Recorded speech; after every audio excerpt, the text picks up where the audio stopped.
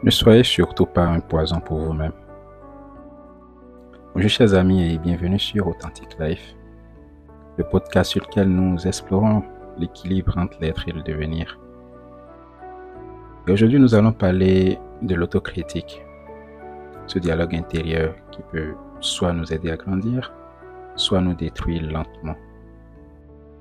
Et dans une société qui valorise la performance, l'autocritique est souvent perçue comme nécessaire pour s'améliorer.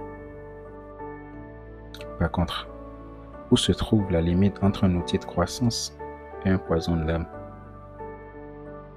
Vous savez, l'autocritique est cette petite voix à l'intérieur de nous qui commente nos actions, nos pensées, nos décisions. Elle peut nous pousser à nous remettre en question, à chercher à nous améliorer et même à ne pas nous contenter de moins que ce que nous méritons. Vue en ce sens, elle peut être un moteur de croissance. Cependant, elle a également un côté sombre. Elle peut devenir cette foi impitoyable qui ne fait que pointer du doigt nos échecs, nos faiblesses et même nos imperfections.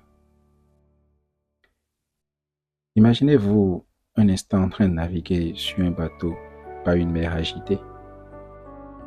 Et au lieu de vous encourager à tenir bon, cette foi vous murmure sans cesse que vous n'êtes pas un bon marin, que vous allez échouer, que vous n'auriez même pas dû prendre la mer. Et à ce stade, l'autocritique ne vous aide plus, elle vous paralyse. Et quand l'autocritique devient excessive, elle crée comme un cycle de négativité. Elle nous enferme dans une vision de nous-mêmes où chaque erreur est amplifiée, chaque doute devient une certitude, chaque tentative de progrès est étouffée par la peur de l'échec. L'autocritique, quand elle devient excessive, peut nous conduire à l'inaction, car la peur de ne pas être à la hauteur devient plus forte que l'envie de grandir. Je vois un peu ça comme marcher sur une corde raide, avec cette voix intérieure qui répète que vous allez tomber. Et à force de l'écouter, vous perdez votre équilibre. Non pas parce que vous n'êtes pas capable de traverser, mais parce que vous avez cru à cette voix. Nous savons que l'autocritique n'est pas forcément négative. Lorsqu'elle est utilisée avec discernement, elle peut devenir un formidable outil de croissance. Et la clé se trouve dans le fait de transformer cette voix en un conseiller bienveillant plutôt qu'en un juge impitoyable. Imaginez que cette voix intérieure soit celle d'un ami de confiance, quelqu'un qui vous connaît bien, qui veut de votre bien et qui vous pousse à devenir la meilleure version de vous-même, mais sans jamais vous rabaisser. Cette voix connaît vos erreurs, mais elle vous encourage aussi à apprendre de ces erreurs, à voir vos imperfections comme des opportunités de croissance et non comme des défauts à cacher ou à haïr. Il urge donc de trouver cet équilibre entre l'autocritique qui, disons, peut être un outil de croissance et l'autocritique qui peut devenir un poison de l'âme.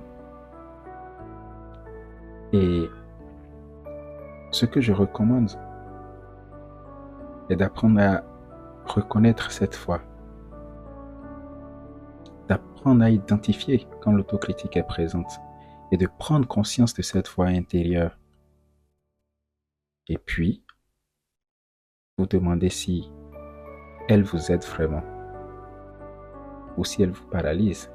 Si elle vous aide vraiment, vous le saurez. Et si elle vous paralyse aussi, vous le saurez. Par contre, n'essayez pas d'engager de la discussion avec l'autocritique quand elle commence. Arrêtez-vous juste. Premier round. Essayez juste de reformuler vos pensées critiques de manière constructive au premier round et arrêtez.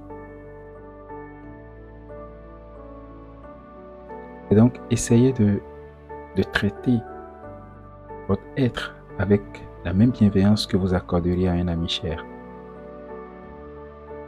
Ça s'appelle de la compassion. Et la compassion ne signifie pas éviter la critique, mais l'aborder avec douceur et respect pour soi-même.